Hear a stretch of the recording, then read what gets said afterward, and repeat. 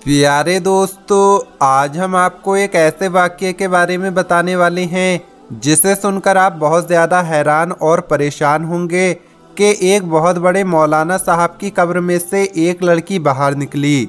दोस्तों, ये कैसे मुमकिन है और ऐसा क्यों हो सकता है, इसके बारे में बात करेंगे और हुजूर पाक सल्लल्लाहु ताला अलैहि वसल्लम की वो हदीस भी बताएंगे जिसमें रसूल अल्लाह सल्लल्लाहु ताला अलैहि वसल्लम ने इरशाद फरमाया कि जिसने जिस कौम की मुशाबिहत इख्तियार की, यानी जिसने जिस कौम के तौर तरीके को पसंद किया, वो उन्हीं में से है।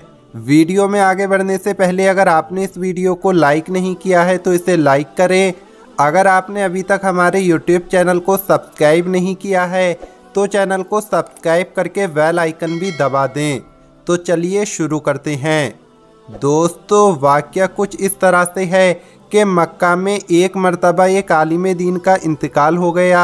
उन्हें मुसलमानों के एक कब्रिस्तान में दफन कर दिया गया। उनकी मौत के कुछ सालों के बाद एक और शख्स का इंतकाल हुआ।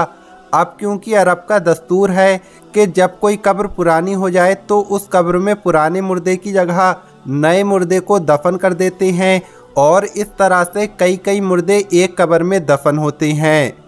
लिहाजा उस शख्स को दफन करने के लिए मौलाना साहब की कब्र खोली गई ताकि नए मुर्दे को इस कब्र में दफन कर दिया जाए। लेकिन कब्र खोलते ही एक अजीबोगरीब मंजर लोगों के सामने था, क्योंकि कब्र में आलिम साहब की लाश के बजाय एक निहायत ही हसीन खूबसूरत लड़की की मैयत थी और वो लड़की किसी यूरोपियन मुल्क जैसे अमेरिका, फ्रांस वगैरह की मालूम होती थी। सब लोग बहुत ज़्यादा हैरान हुए और थोड़ी ही देर में ये खबर पूरे इलाके में फैल गई कि फला आलिम साहब की कब्र में से उनकी मैयत की जगह एक लड़की की लाश निकली है। लोग दूर दूर से ये मंजर देखने के लिए आए। दोस्तों, क्या वजह थी कि आलिम साहब की कब्र में उस लड़की की लाश निकली, आगे हम आपको वीडियो में बताएंगे। लेकिन उससे पहले, जैसा कि आप मेरे हाथ में ये अक्सीर हयात देख रहे हैं, ये एक प्लेट है और आप देख सकते हैं इसमें बहुत अच्छी तरह से लिखा हुआ है जादू टोने और बीमारी के लिए बहुत फ़ायदेमंद है। इसमें खाना खाने से इंशाल्लाह जादू टोना ख़त्म हो जाएगा, बीमारियां ख़त्म हो जाएंगी। ये बहुत ही पावरफुल है। अगर आप इसे लेना चाहते हैं तो इसको हम आपके घर तक पहुंचवा देंगे। दूसरा, हमारे पास ये कासा है नज़र उतारने के लिए, जादू टोना काटने के लिए, बीमारियों को दूर करने के लिए। आप इसमें पानी पी लें, इंशाअल्लाह फ़ायदा होगा। चेहरे को खूबसूरत करने के लिए इसका पानी चेहरे पर लगाएं, इंशाअल्लाह 11 दिन में फ़र्क दिख जाएगा, चेहरा खूबसूरत हो जाएगा। इसके साथ साथ और भी चीज़ें हैं। जादू टोने, बंदिश वगैरह के लिए घर में लगाने वाला ये नक्श है, इसको आप अपने कमरे में या घर में लगा सकते हैं। साथ में ये छोटी वाली किताब है जिसमें दुआएं वगैरह लिखी हुई हैं और इन सब के साथ साथ ये तोहफ़ा नूरी भी है जिसको आपको अपने पास में रखना है। ये भी बहुत पावरफुल है और आप देख सकते हैं कि इसमें दोनों तरफ से नक्श लिखे हुए हैं। दोस्तों, ये पूरा सेट 1100 रुपये का है। अगर आप इसको लेना चाहते हैं तो 1100 रुपये में ये आपके घर तक पहुंच जाएगा। ये पैसे आपको उस वक्त देने होंगे जब आपका सामान आपके घर तक पहुंच जाएगा। उससे पहले आपको कुछ भी नहीं देना है। सामान थोड़ा कम बचा है तो जल्दी फ़ोन करें और घर बैठे अपना सामान मंगवाएं। तो आइए आते हैं अपनी वीडियो की तरफ। दोस्तों, जब ये खबर फैलने लगी कि मौलाना साहब की कब्र में से एक लड़की बाहर आई है तो आसपास के लोग वहां जमा होने लगे। इत्तेफाक से वहां फ्रांस का एक मुसलमान भी आया हुआ था जो हज के इरादे से मक्का आया हुआ था। उसने जब उस लड़की की सूरत देखी तो कहा कि मैं इस लड़की को जानता हूँ, ये फ्रांस की रहने वाली है। इसका पूरा घर ईसाई है लेकिन ये खुफिया तौर पर मुसलमान हो गई थी, यानी चुपके से मुसलमान हो गई थी और इसने मुझसे भी इस्लाम की कुछ किताबें पढ़ी थीं। फिर कुछ दिन बाद ये बीमार होकर मर गई तो इसके घर वालों ने इसे ईसाइयों के कब्रिस्तान में दफन कर दिया। और अब अजीबोगरीब बात यह है कि इसकी कब्र मक्का में पहुंच गई है।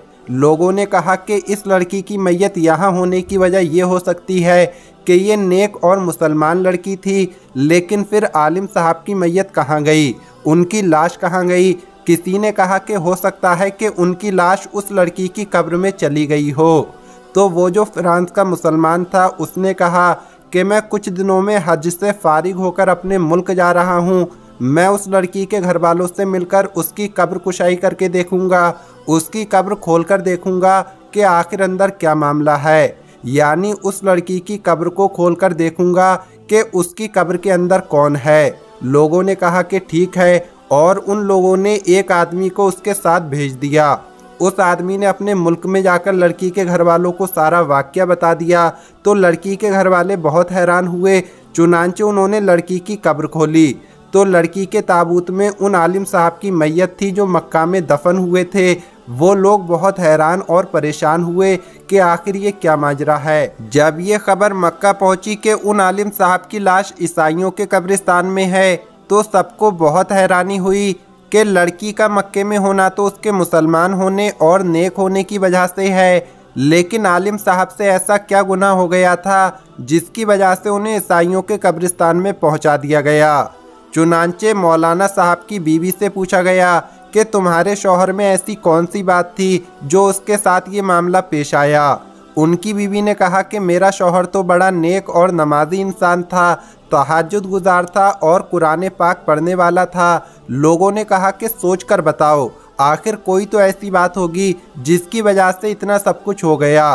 बीवी ने गौर करके कहा कि उसकी एक बात मुझे हमेशा खटकती थी कि जब भी उस पर गुस्ले जनाबत वाजिब होता था तो वो नहाने से पहले कहा करता था कि ईसाइयों के मज़हब में ये बात बहुत अच्छी है कि उन पर गुस्ल वाजिब नहीं है और हमें तो सर्दी में भी नहाना पड़ता है।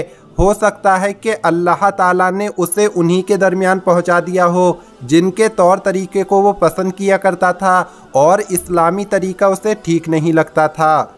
दोस्तों, हो सकता है कि लोग इस वाक़ये से इत्तेफाक ना करें, लेकिन हम सबके प्यारे आका हज़रत मोहम्मद मुस्तफ़ा सल्लल्लाहु ताला अलैहि वसल्लम की इस हदीस से कौन इनकार करेगा कि आप सल्लल्लाहु ताला अलैहि वसल्लम फरमाते हैं कि जो शख्स जिस कौम से मोहब्बत करता है और उसी के साथ मैशूर होगा।